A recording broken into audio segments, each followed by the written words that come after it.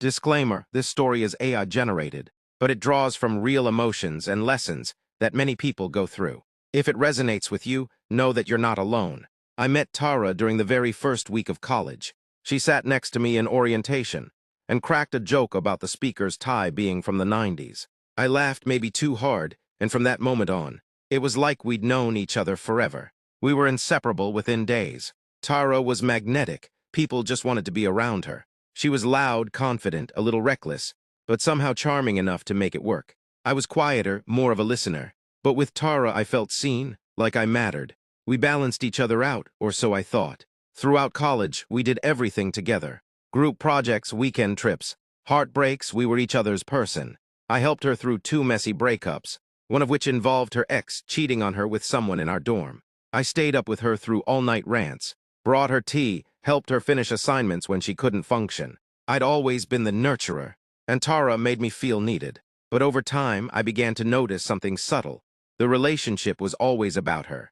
If I had a bad day, she'd listen for a few minutes, then steer the conversation back to her latest drama. If I succeeded at something, aced an exam or got selected for a leadership program, she'd say, "That's great." Then change the subject. I brushed it off. "She's just going through stuff," I'd tell myself. The little digs started slowly. When I mentioned I wanted to start a blog, she laughed and said, You hate sharing your feelings." When I told her I liked a guy in our year, she smirked and said, "He's way out of your league." "Babe, but good luck." It didn't feel like teasing. It felt like control wrapped in charm. After graduation, we moved to the same city. I found a small apartment and a stable job. Tara bounced between gigs but always landed on her feet, somehow always managing to get help from someone.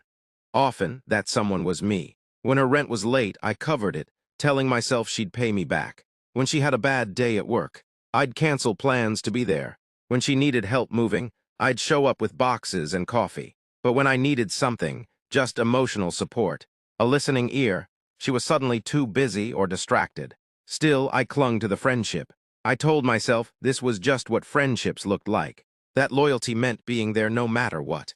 But deep down, I knew I was shrinking. The moment that really opened my eyes wasn't even dramatic. We were at a party, and a few people were asking about our careers.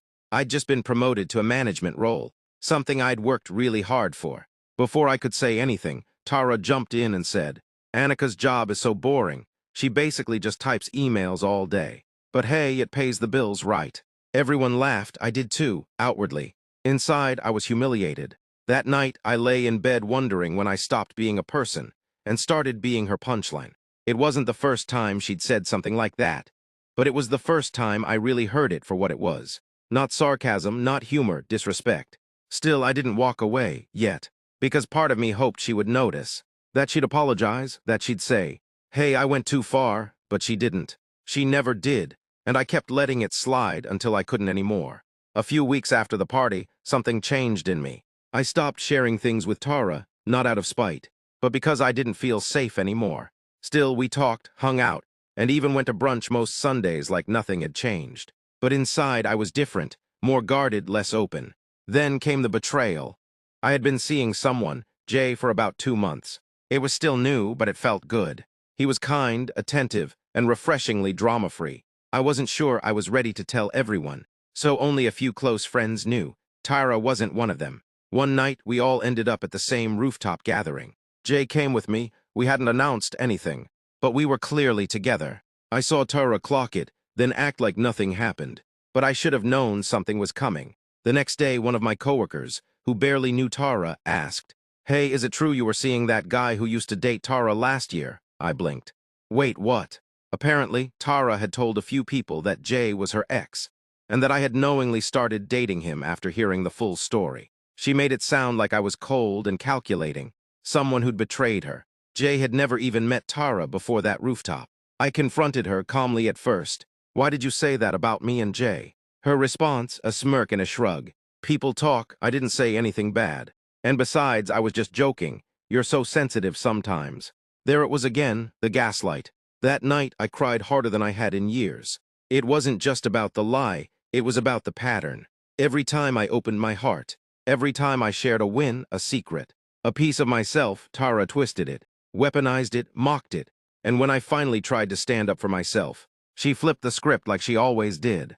But this time, something snapped. I remembered something my therapist once said. You're not responsible for someone else's behavior, but you are responsible for how long you tolerate it. That sentence echoed in my mind for days. I started replaying our entire friendship, not the laughs or the vacations or the selfies, but the patterns, the way Tara always managed to be the victim, no matter what she did, the way my kindness was seen as weakness, the way my silence enabled her behavior. I wasn't angry, I was just done. Ending a friendship isn't like ending a romantic relationship. There's no ceremony, no clean break. It's just silence, an intentional absence, a decision to stop showing up. After that final betrayal, I didn't call Tara. I didn't text. I didn't block her or post anything dramatic. I simply stopped replying, and she didn't chase after me either. That, I think, was the final confirmation I needed. She didn't value the friendship, not really. Not in the way I had. The first few weeks were lonely. I'd been so used to having her in my life that even the space she occupied felt like a ghost. I'd reach for my phone out of habit when something happened, only to remember there was no one to send it to. Not her anyway. But the silence brought clarity. I started writing again, something I'd always loved but pushed aside because Tara once joked my writing was too emotional. I reconnected with old friends I had unintentionally distanced myself from because Tara didn't vibe with them. I spent time alone, not scrolling, not numbing, just being. The strangest part, I started hearing my own voice again, the inner voice I had drowned out for years. I realized I had allowed someone to treat me like an accessory in their life, rather than a whole person in my own. I allowed myself to be belittled, manipulated, sidelined, and called it loyalty. But loyalty doesn't mean tolerating disrespect. It doesn't mean losing yourself to keep someone else comfortable. Tara had taught me something, just not the lesson she intended. She taught me that friendship without respect is just proximity, that someone being in your life for a long time doesn't mean they deserve a lifetime pass. And most of all, that loving someone doesn't mean abandoning yourself. Now, months later, I feel lighter. Freer, I have fewer friends but more true ones. People who root for me, not compete with me. People who listen and who care without conditions. If you're reading this and you feel like you're walking on eggshells with someone you love, take a step back, ask yourself, does this relationship nourish me or drain me? Because sometimes, the person who taught you the value of self-respect is the one who never gave you any.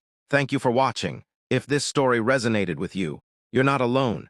Many people carry toxic friendships for far too long out of guilt, fear, or history. This story was created by AI, but its message is deeply human. You deserve respect, even in friendship, especially in friendship. If you enjoyed the video, don't forget to like, comment, and subscribe for more stories with real lessons.